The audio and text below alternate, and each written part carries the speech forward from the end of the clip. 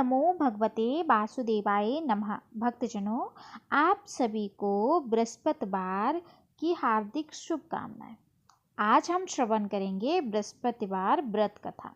तो प्रेम से बोलेंगे भगवान विष्णु की जय, भगवान बृहस्पति देव की जय। भारतवर्ष में एक प्रतापी और दानी राजा राज्य करता था। वह नित्य गरीबों और ब्राह्मणों की सहायता करता था। यह बात उसकी रानी को अच्छी नहीं लगती थी। वह ना तो गरीबों को दान देती और ना ही भगवान का पूजन करती थी, और राजा को भी दान देने से मना करती थी। एक दिन राजा शिकार खेलने वन को गए हुए थे, तो रानी महल में अकेली थी। उसी समय बृहस्पति देव साधु भेष में राजा के महल में भिक्षा के लिए गए और भिक्षा मांगी। रानी ने भिक्षा देने से इनकार किया और कहा, हे साधु महाराज, मैं तो दान पुण्य से तंग आ गई हूँ। मेरा पति सारा धन लुटाते रहता है। मेरी इच्छा है कि हमारा धन नष्ट हो जाए, फिर ना रहेगा बांस ना बजेगी बांसुरी। साधु ने कहा, देवी तुम तो बड़ी विचित्र हो। धन संतान तो सभी चाहते हैं, पुत्र और लक्ष्मी तो पापी के घर भी होने चाहिए। यदि तुम्हारे पास अधिक धन है तो भूखों को भोजन दो, प्यासों के लिए प्याऊ बनवाओ, मुसाफिरों के लिए धर्मशालाएं खुलवाओ। जो निर्धन अपनी कुंवारी कन्याओं का विवाह नहीं कर सकते, उनका विवाह करा दो। ऐसे और कई काम हैं जिनके करने से तुम्हारा यश लोक परलोक में फैलेगा। परंतु रानी पर उपदेश का कोई भी प्रभाव ना पड़ा। वह बोली, महाराज आप मुझे कुछ न समझाएं। मैं ऐसा धन नहीं चाहती जो हर जगह बांटती फिरूं। साधु ने उत्तर दिया, यदि तुम्हारी ऐसी इच्छा है तो तथास्तु।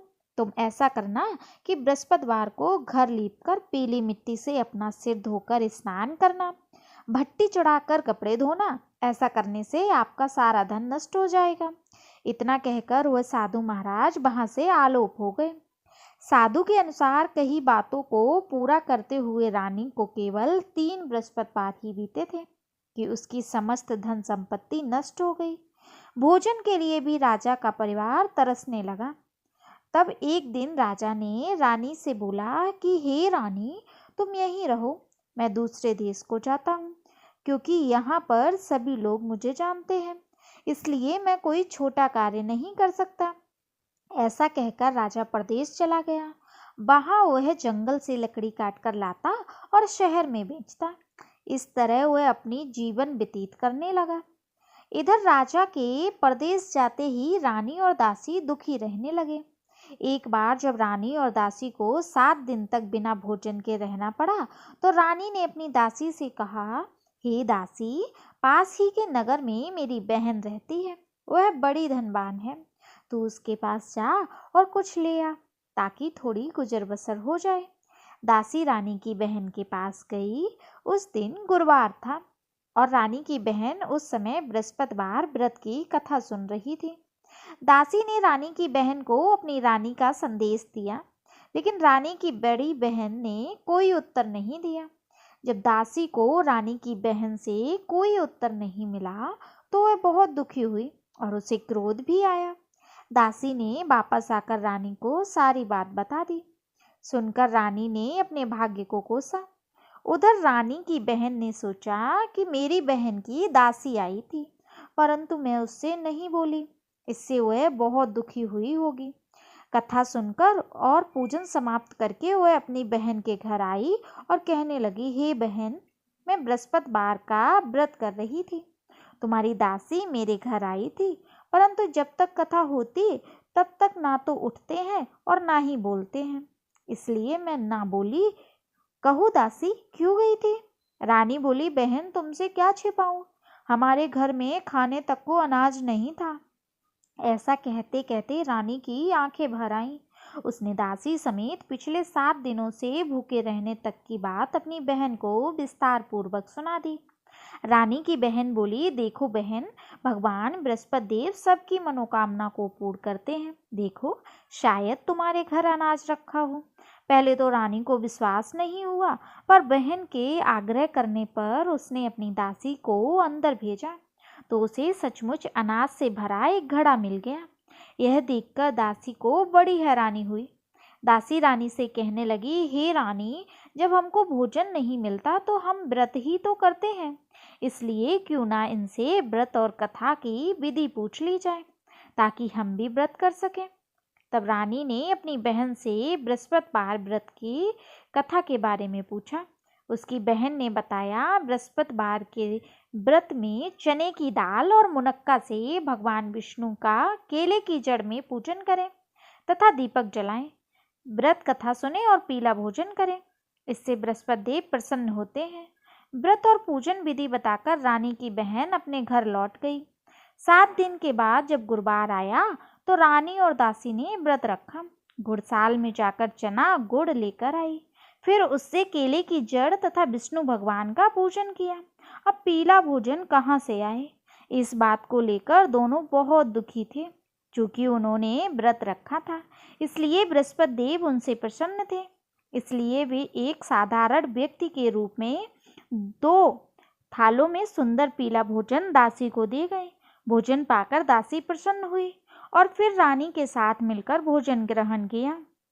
उसके बाद वे सभी गुरुवार को व्रत और पूजन करने लगी।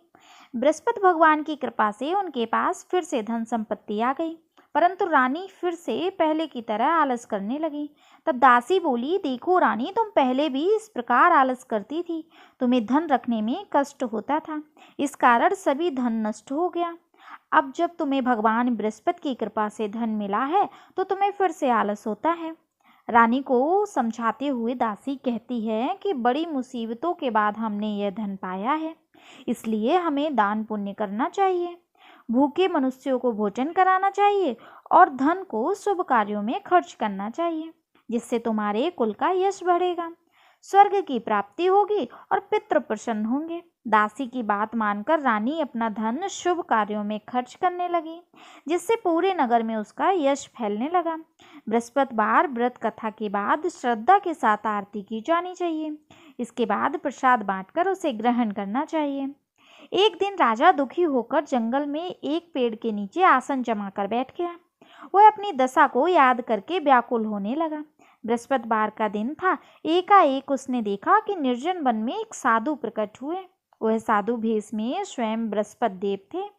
लकड़हारे के सामने आकर बोले, हे लकड़हारे, इस सुनसान जंगल में तू चिंता मग्न क्यों बैठा है? लकड़हारे ने दोनों हाथ जोड़कर प्रणाम किया और उत्तर दिया, महात्मा जी, आप सब कुछ जानते हैं, मैं क्या कहूँ? यह कहकर रोने लगा और साधु को अपनी आत्मकथा सुनाई। महात्मा जी ने कहा, तुम्हारी स्त्री ने बृहस्पति के दिन बृहस्पति भगवान का निरादर किया है, जिसके कारण रुष्ट होकर उन्होंने तुम्हारी यह दशा कर दी। अब तुम चिंता ना करो, मेरे कहने पर चलो तो तुम्हारे सब कष्ट दूर हो जाएंगे और भगवान पहले से अधिक भी संपत्ति देगा। तुम बृहस्पति के दिन कथा किया करो, 2 पैसे के चने मुनक्का लाकर उसका प्रसाद बनाओ और शुद्ध जल से लोटे में शक्कर मिलाकर अमृत तैयार करो। कथा के पश्चात अपने सभी परिवार के साथ सुनने वाले प्रेमियों में अमृत व प्रसाद बांटकर ग्रहण करो। ऐसा करने से भगवान तुम्हारी सभी मनोकामना पूर्ण करेंगे। साधु के ऐसे वचन सुनकर लकड़हारा बोला, हे प्रभु, मुझे लकड़ी बेचकर इतना पैसा नहीं मिलता जिससे भोजन के उपरांत कुछ बचा सकूं। मैंने रात्रि में अपनी स्त्री को व्याकुल देखा है, मेरे पास कुछ भी नहीं है जिससे मैं उसकी खबर मंगा सकूं। साधु ने कहा, हे लकड़हारे, तुम किसी बात की चिंता मत करो। बृहस्पति के दिन तुम रोजाना की तरह लकड़ियां लेकर शहर को जाओ। तुमको रोज से दुगना धन प्राप्त होगा, जिससे तुम भली बात भोजन कर लोगे तथा बृहस्पति देव की पूजा का सामान भी आ जाएगा। इतना कहकर साधु अंतर्ध्यान हो गए। धीरे धीरे समय व्यतीत होने लगा। फिर वही बृहस्पतिवार का दिन आया। लकड़हारा जंगल से लकड़ी काटकर किसी शहर में बेचने गया। उसे उस दिन और दिन से अधिक पैसा मिला। राजा ने चना गुड़ आदि लाकर गुरुवार का व्रत किया। उस दिन से उसने सभी क्लेश दूर हुए, परंतु जब दोबारा गुरुवार आया तो बृहस्पतिवार का व्रत करना भूल गया। इस कारण बृहस्पति भगवान नाराज हो गए। उस दिन उस नगर के राजा ने विशाल यज्ञ का आयोजन किया तथा शहर में यह घोषणा करा दी कि कोई भी मनुष्य अपने घर में भोजन ना बनावे, ना आग जलावे। समस्त जनता मेरे यहाँ भोजन करने आवे। इस आज्ञा को जो ना मानेगा उसे फांसी की सजा दी जाएगी। इस तरह की घोषणा संपूर्ण नगर में करवा दी गई। राजा की आज्ञा अनुसार शहर के सभी लोग भोजन करने गए, लेकिन लकड़हारा कुछ देर से पहुंचा, इसलिए राजा उसको अपने साथ घर ले गए और ले जाकर भोजन करा रहे थे तो रानी की दृष्टि उस खूंटी पर पड़ी जिस पर उसका हार लटका हुआ था। वह वहां नहीं दिखाई दिया। रानी ने निश्चय किया कि यह मेरा हार इस मनुष्य ने चुरा लिया। उसी समय सिपाहियों को बुलाकर उसको कारागार में डलवा दिया। जब लकड़हारा कारागार में पड़ गया और बहुत दुखी होकर विचार करने लगा कि ना जाने कौन से पूर्व जन्म के कर्म से मुझे यह फल प्राप्त हुआ है, और उसी साधु को याद करके जो जंगल में मिला था, उसी समय तत्काल बृहस्पति देव साधु के रूप में प्रकट हुए और उसकी दशा को देखकर कहने लगे, अरे मूर्ख, तूने बृहस्पति देव की कथा नहीं करी, इस कारण तुझे दुख प्राप्त हुआ है। अब चिंता मत कर, बृहस्पतिवार के दिन कारागार के दरवाजे पर 4 पैसे पड़े मिलेंगे, उनसे तू बृहस्पति देव की पूजा करना, तेरे सभी कष्ट दूर हो जाएंगे। बृहस्पति के दिन उसे 4 पैसे पड़े मिले। लकड़हारे ने कथा कही। उसी रात्रि को बृहस्पति देव ने उस नगर के राजा को स्वप्न में कहा, हे राजा, तुमने जिस आदमी को कारागार में बंद कर दिया है वह निर्दोष है, वह राजा है, उसे छोड़ देना। रानी का हार उसी खूंटी पर लटका है, अगर तू ऐसा नहीं करेगा तो मैं तेरे राज्य को नष्ट कर दूंगा। इस तरह रात्रि के स्वप्न को देखकर राजा प्रातःकाल उठा और खूंटी पर हार देखकर लकड़हारे को बुलाकर क्षमा मांगी तथा लकड़हारे को योग्य सुंदर वस्त्र आभूषण देकर विदा कर दिया। बृहस्पति देव की आज्ञा अनुसार लकड़हारा अपने नगर को चल दिया। राजा जब अपने नगर के निकट पहुंचा तो उसे बड़ा आश्चर्य हुआ। नगर से पहले अधिक बाग, तालाब, कुएं तथा बहुत सी धर्मशाला, मंदिर आदि बन गए। राजा ने पूछा, यह किसका बाग और धर्मशाला है? तब नगर के सब लोग कहने लगे, यह सब रानी और बांदी के हैं। तो राजा को आश्चर्य हुआ और गुस्सा भी आया। जब रानी ने यह खबर सुनी कि राजा आ रहे हैं तो उन्होंने बांदी से कहा कि हे दासी, देख, राजा हमको कितनी बुरी हालत में छोड़ गए थे। हमारी ऐसी हालत देखकर वह लौट ना जाए, इसलिए तू दरवाजे पर खड़ी हो जा। आज्ञा अनुसार दासी दरवाजे पर खड़ी हो गई। राजा आए तो उन्हें अपने साथ लेवा लाई। तब राजा ने क्रोध करके अपनी रानी से पूछा कि यह धन तुम्हें कैसे प्राप्त हुआ है? तब उन्होंने कहा, हमें यह सब धन बृहस्पति देव के इस व्रत के प्रभाव से प्राप्त हुआ। राजा ने निश्चय किया कि 7 रोज बाद तो सभी बृहस्पति देव का पूजन करते हैं, परंतु मैं प्रतिदिन दिन में 3 बार कहानी तथा रोज व्रत किया करूँगा। अब हर समय राजा के दुपट्टे में चने की दाल बंधी रहती तथा दिन में 3 बार कहानी कहता। एक रोज राजा ने विचार किया कि चलो अपनी बहन के यहाँ हो आवे। इस तरह निश्चय कर राजा घोड़े पर सवार हो अपनी बहन के यहाँ चलने को तैयार हुआ। मार्ग में उसने देखा कि कुछ आदमी एक मुर्दे को लिए जा रहे हैं। उन्हें रोककर राजा कहने लगा, अरे भाइयों, मेरी बृहस्पति देव की कथा सुन लो। वे बोले, लो, हमारा तो आदमी मर गया, इसको अपनी कथा की पड़ी है। परंतु कुछ आदमी बोले, अच्छा कहो, हम तुम्हारी कथा भी सुनेंगे। राजा ने दाल निकाली और जब कथा आदि हुई कि मुर्दा हिलने लग गया, और जब कथा समाप्त हुई तो राम राम करके मनुष्य उठकर खड़ा हो गया। आगे मार्ग में उसे एक किसान खेत में हल चलाता मिला। राजा ने उसे देख और उससे बोला, अरे भैया, तुम मेरी बृहस्पतिवार की कथा सुन लो। किसान बोला, जब तक मैं तेरी कथा सुनूंगा तब तक 4 हरैया जोत लूंगा। जा अपनी कथा किसी और को सुनाना। इस तरह राजा आगे चलने लगा। राजा के हटते ही बैल पछाड़ खाकर गिर गए तथा किसान के पेट में जोर से दर्द होने लगा। उस समय उसकी माँ रोटी लेकर आई। उसने जब यह देखा तो अपने पुत्र से सब हाल पूछा और बेटे ने कहा, सभी हाल बता दिया। तो बुढ़िया दौड़ी दौड़ी उस घुड़सवार के पास गई और उससे बोली कि मैं तेरी कथा सुनूंगी, तो अपनी कथा मेरे खेत पर चलकर कहना। राजा ने बुढ़िया के खेत पर जाकर कथा कही, जिसके सुनते ही वह बैल उठ खड़े हुए तथा किसान के पेट का दर्द भी बंद हो गया। राजा अपनी बहन के घर पहुंचा। बहन ने भाई की खूब मेहमानी की। दूसरे रोज प्रातःकाल राजा जगा तो उसने देखा कि सब लोग भोजन कर रहे हैं। राजा ने अपनी बहन से कहा, ऐसा कोई मनुष्य है जिसने भोजन नहीं किया हो? मेरी बृहस्पतिवार की कथा सुन ले। बहन बोली, हे भैया, यह देश ऐसा ही है। पहले यहाँ लोग भोजन करते, बाद में अन्य काम करते। अगर कोई पड़ोस में है तो देखाऊं। वह ऐसा कहकर देखने चली गई, परंतु उसे कोई ऐसा व्यक्ति नहीं मिला जिसने भोजन ना किया हो। अतः वह एक कुम्हार के घर गई जिसका लड़का बीमार था। उसे मालूम हुआ कि यहाँ 3 रोज से किसी ने भोजन नहीं किया। रानी ने अपने भाई की कथा सुनने के लिए कुम्हार से कहा। वह तैयार हो गया। राजा ने जाकर बृहस्पतिवार की कथा कही, जिसको सुनकर उसका लड़का ठीक हो गया। अब तो राजा की प्रशंसा होने लगी। एक रोज राजा ने अपनी बहन से कहा कि हे बहन, हम अपने घर को जाएंगे, तुम भी तैयार हो जाओ। राजा की बहन ने अपनी सास से कहा। सास ने कहा, हाँ चली जा, परंतु तुम अपने लड़कों को मत ले जाओ, क्योंकि तेरे भाई के कोई औलाद नहीं है। बहन ने अपने भैया से कहा, हे भैया, मैं तो चलूंगी, पर कोई बालक नहीं जाएगा। राजा बोला, जब कोई बालक नहीं चलेगा तब तुम ही क्या करोगी? बड़े दुखी मन से राजा अपने नगर को लौट आया। राजा ने अपनी रानी से कहा, हम निर्वंशी हैं, हमारा मुंह देखने का धर्म नहीं है और कुछ भोजन आदि नहीं किया। रानी बोली, हे प्रभु, बृहस्पति देव ने हमें सब कुछ दिया है, वह हमें औलाद अवश्य देंगे।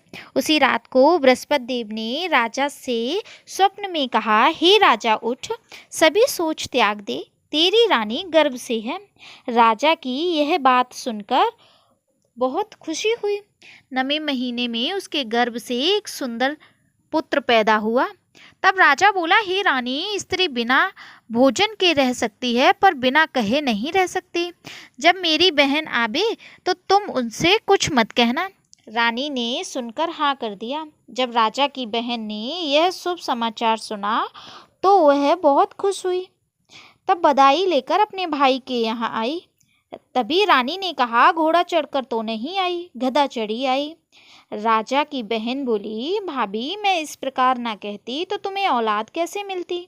बृहस्पति देव ऐसे ही हैं, जैसी जिसके मन में कामनाएं हैं सभी को पूर्ण करते हैं। जो सद्भावना पूर्वक बृहस्पतिवार का व्रत करता है एवं कथा पढ़ता है अथवा सुनता है, दूसरों को सुनाता है, बृहस्पति देव उसकी सभी मनोकामना पूर्ण करते हैं। भगवान बृहस्पति देव उसकी सदैव रक्षा करते हैं। संसार में जो मनुष्य सद्भावना से भगवान जी का पूजन व्रत सच्चे हृदय से करते हैं तो उनकी सभी मनोकामनाएं पूर्ण होती हैं।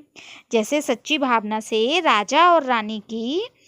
राजा रानी ने उनकी कथा का गुणगान किया तो उनकी सभी इच्छाएं बृहस्पति देव ने पूर्ण की।